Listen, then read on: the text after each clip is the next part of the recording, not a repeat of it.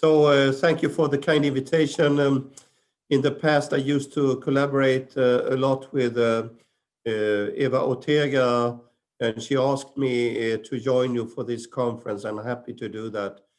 My professional background is in epidemiology, population-based cohorts, biobanks, etc. But I've also been responsible for a small unit of the history of medicine at the Lund University. So I was asked to address the historical background. And of course, I cannot cover everything, but want to provide you with a few examples, mostly from Sweden, but also from the international scene. This is the very old first major population-based study in the world, the Framingham Heart Study. It started after the Second World War in a small place named Framingham outside Boston. It's famous all over the world because they have been screening the local population, different generations. They also added biobanks later on. So this was a first big study. And when technology advanced, it was possible to measure different things, to add technical data. And finally, people also decided to add biobanks with modern technology, freezers, and everything. So in summary, it started in 1948. An offspring study to the first generation was added in 1971, and the third generation in 2002, as indicated here, with approximately 5,000 subjects in each generation. With many publications, more than 480 right now if you search for Framingham offspring study. Focus on cardiovascular risk, genetics, and biomarkers. However, the first generation, this was rather primitive. It was just a very restricted number of variables, and then more and more variables and investigations were added later on, as well as biobanks. You should know that in October 2013, the Obama administration in the United States, they cut the budget for the Framingham Heart studies. Why? Because the federal spending on the Iraq war and other things took so much money, so the budget was cut for the Framingham Heart study. This means that they had more or less to stop new screening. So this is becoming more of a historical cohort as compared to some European cohorts that are ongoing. They recruit new people for investigations, and they have biobanks. So this is a flagship of epidemiology in the world, I would say, the Framingham Heart study, but a bit old by now and with less information in the first generation, and unfortunately not so bright future according to new screening because of the budget restriction. Going back to Sweden, this is a portrait of Mr. Gunnar Ljungner. He was an engineer in Sweden. He visited the United States in the 1950s. He was very impressed by modern technologies. And this he told to his brother, Ingmar Ljungner, who was running a clinical chemistry laboratory in Stockholm, Sweden, 50s and 60s. This laboratory adopted modern technologies for analysis on a mass scale. And in the early 1960s, the first large-scale Swedish population-based screening cohort was established, the Värmland Health Study. Värmland is a county in the west part of mid-Sweden, and the local population there was invited to attend a health screening with a very high attendance rate, about 76% of all invited. So they were screened, questionnaires, some measurements, but no blood sampling for a biobank. However, blood sampling for immediate analysis. So with a night train from the local city of Karlstad to Stockholm were transported boxes of blood samples to this Ingmar Jungner, the brother of the engineer, to put them into his new multi-analyzer in Stockholm and to provide the data based on these analyses. Of course, a restricted number of analyses could be done at that period in time. And more recently, we have been able to do follow-up studies of the screenees and incident cardiovascular events, etc. Look at this. This is a brochure from the early 1960s propagating this multi-test technology when biobank samples were not stored but were immediately analyzed as soon as they arrived to the laboratory. This was extremely important for the technical development to use large-scale population-based studies, blood sampling to do the analysis, but it also took computer support. Computers were not so well developed at this time, and this is why they had to develop also technical tools to handle all the data. That was the device itself for automatic blood analysis from this Värmland Health Survey in 1962. It was put up in Stockholm, but the blood samples from Värmland were brought there and analyzed. So it was like a starting point for mass screening, mass analyzing lab sample of people. There was also a special device for analog digital transformation, as well as automatic evaluation and statistics. At that time, as I mentioned to you, computer science was not so developed. So to us, it looks a bit primitive, but it served its purpose in the 1960s to compile the data, to make the data available for the National Board of Health and Welfare. People there started to analyze the data. So technical developments in history have sparked development in epidemiology and prevention. This we often see in history of medicine. When there is a new technical development, medical science will jump forward. In the 1980s, you know, tomography, computerized tomography, it was introduced for scanning of the brain and different body organs. New technical development provided new data, new results, so that medical science could jump forward.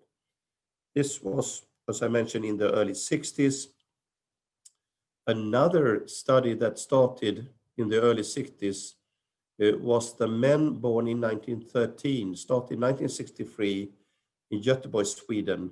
A smaller study, less than 1,000 men, were invited at the age of 50 years to a screening center in Göteborg, run by this Professor Gösta Tiblin and his co-workers. So, the same as happened in Värmland, these men were invited, screened, data collected, and blood sampling done, yes, for immediate analysis. Unfortunately, the biobank technology was not so developed during these times. People didn't know about the importance of deep freezing, -80, things like that. Pre-analytic understanding was not developed. So the time was not ripe to have modern biobanks at this early stage. But as I mentioned here, the real first historical step was to establish population-based cohorts like this. Here you see the grim face of my old professor Bertil Hood, a great man in science in Sweden. He started during his time in Uppsala, Sweden, early 1970s, the Uppsala longitudinal study of adult men. Then he moved down to Malmö, starting the Malmö Preventive Project. in the 1970s, 80s. And in fact, a biobank was established both in Uppsala and in Malmö. However, I would call it a primitive biobank, only kept at -20, not the modern quality control, not the modern handling of the data. However, a first step. So in current times, this Malmö Preventive Project biobank is still there, but we don't trust it. We don't trust it for biomarker analysis because many of the proteins have degraded because it has not been kept at -80, only -20. But we can do some other analysis, for example, analysis of heavy metals and radioactive nucleides of coal-14, things like that. So still an old suboptimal biobank can be used for specific purposes. But these are two early Swedish biobanks and population bank course. Also in Copenhagen, Denmark, started the Copenhagen Heart Study, the Copenhagen Male Study, many other studies at around the same time, also in other countries, of course.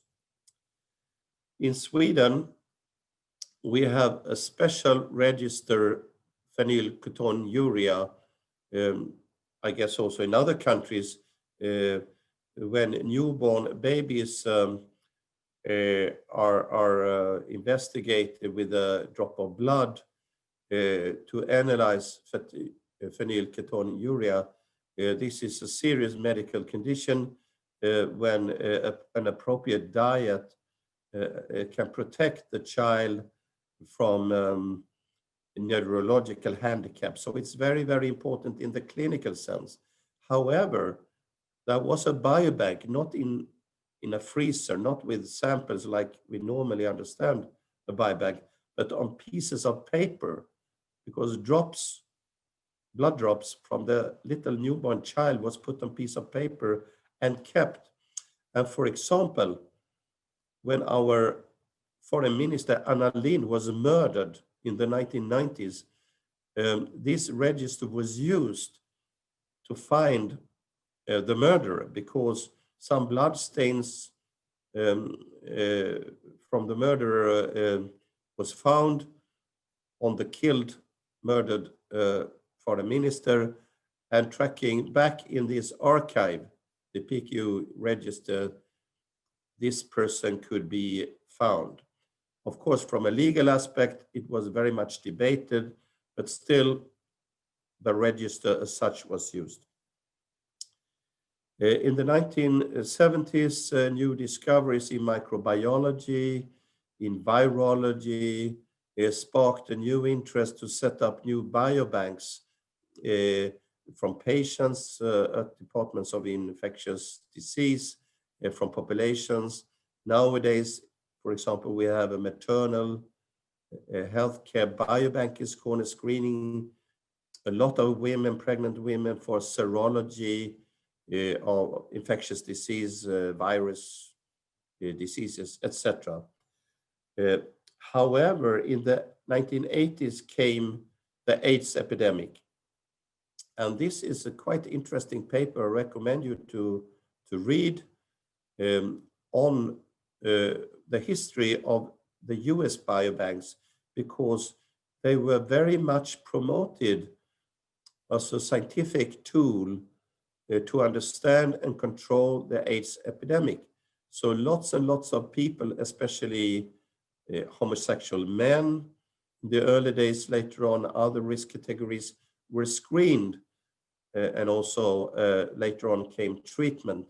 But it's so important to have these early biobank samples from a period when there was no specific treatment to follow more or less the natural course of the disease before modern treatment started about 20 years after that. So a medical catastrophe, a disaster, an epidemic like AIDS sparked technical development, sparked the need of biobanks, and so a lot of money, funding, technology was put into establishing these biobanks.